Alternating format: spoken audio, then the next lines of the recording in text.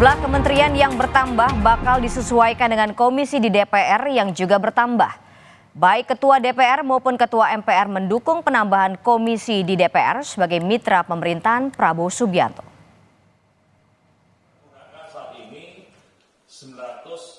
Seiring dengan wacana bertambahnya jumlah kementerian di pemerintahan Prabowo Subianto, 2024-2029 MPR menilai juga harus diimbangi dengan langkah di parlemen.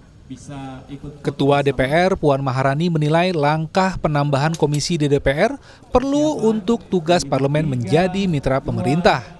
Saat ini penambahan komisi tengah digodok. Ini lagi dimatangkan kan dengan adanya rencana penambahan kementerian, jadi tidak mungkin, bukan tidak mungkin. Sepertinya ada kemungkinan harus ada penambahan komisi untuk bisa kemudian memperkuat kemitraan antara pemerintah dengan legislatif. Jadi akan ada kemungkinan juga ada penambahan komisi jika memang ada penambahan kementerian. Jadi itu kita sedang godok dan sesuai dengan mekanismenya akan kita laksanakan ya sesuai dengan mekanismenya. Ketua Komisi 2 DPR Ahmad Doli Kurnia yang membidangi urusan pemerintahan menilai DPR masih mengkaji penambahan jumlah komisi. Bila tak diperlukan, meski kementerian bertambah, namun bila perlu ditambah pun tak masalah. Jadi berkonsekuensi logis dengan penambahan jumlah komisi gitu. Nah, saya kira ini yang sekarang sedang dikaji oleh tim yang dibentuk oleh pimpinan DPR ya, apakah memang diperlukan untuk penambahan komisi itu atau tidak. Yang jelas, saya kira prinsip dasarnya adalah bagaimana supaya kinerja DPR itu tetap bisa terjaga dengan baik, tetap berkualitas, sekalipun memang ada penambahan jumlah kementerian kelembagaan. Kalau memang diperlukan dalam konteks mempertahankan kinerja itu, ya saya kira ya tidak ada masalah kalau memang itu perlu ditambah gitu. Jumlah kementerian di pemerintahan Prabowo sebelumnya diucapkan Ketua Harian Gerindra Sufi Dasko Ahmad. Penambahan kementerian untuk mewujudkan janji kampanye Prabowo. Saya juga belum tahu progresnya sampai mana, karena itu adalah hak prerogatif daripada presiden terpilih.